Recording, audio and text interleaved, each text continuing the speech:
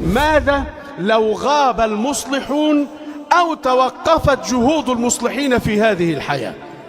وللإجابة عن هذا السؤال نتحدث في 4 نقاط بسيطة هي من باب التذكير فكلنا يعلمها، ولكن كما قال ربنا: وذكر فإن الذكرى تنفع المؤمنين. المسألة الأولى لابد أن نعلم أن وظيفة المصلح ليست إرضاء الناس بقدر ما هي إرضاء الله سبحانه وتعالى. القيام بالإصلاح ليس لإرضاء البشر فقط، ليس لإرضاء المجتمعات، وإلا فالمجتمعات بطبيعتها وبشواهد التاريخ تحب الرجل صالحا لكنها لا تحبه مصلحا.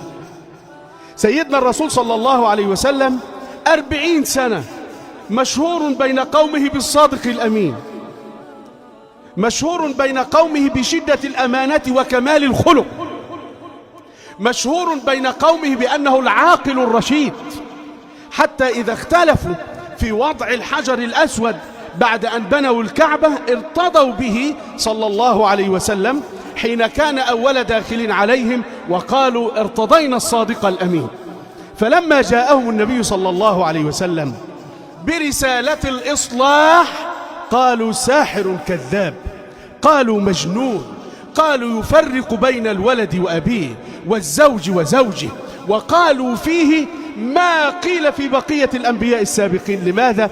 لأن طبيعة البشر هكذا، لا يرضون عن حركات الإصلاح ولا المصلحين، لأن المصلح يمس موطن الفساد عند المفسد، يريد أن يصلح، يريد أن يقضي عليه.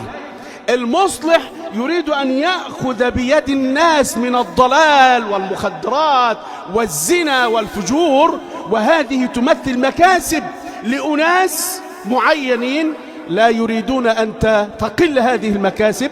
فإذا ما جاء مصلح لكي يصلح أحوال الناس الواقعين فيها عارضوه وعاندوه. هل وظيفة المصلح أن يرضي الناس؟ لو كانت وظيفة المصلح أن يرضي الناس يبقى إذن الرسول صلى الله عليه وسلم والعياذ بالله، لأنه لم يرضي الناس سنوات طويلة، لأن دي مش وظيفته.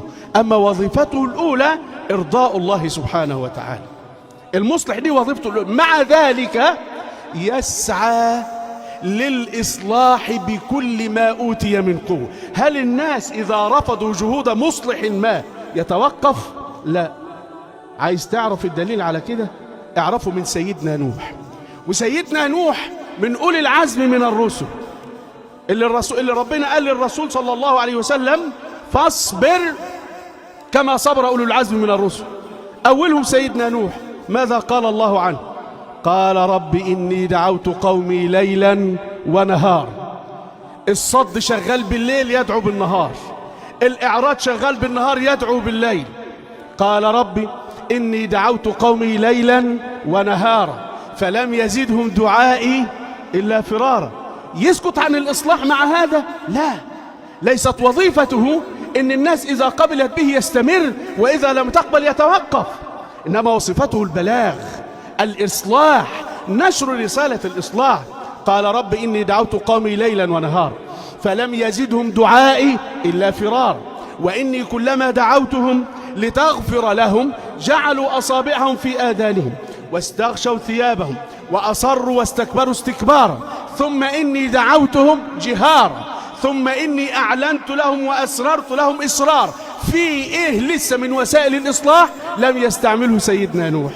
ومع ذلك 1000 سنة إلا 50 عاما ويقول الله له: وما آمن معه إلا قليل.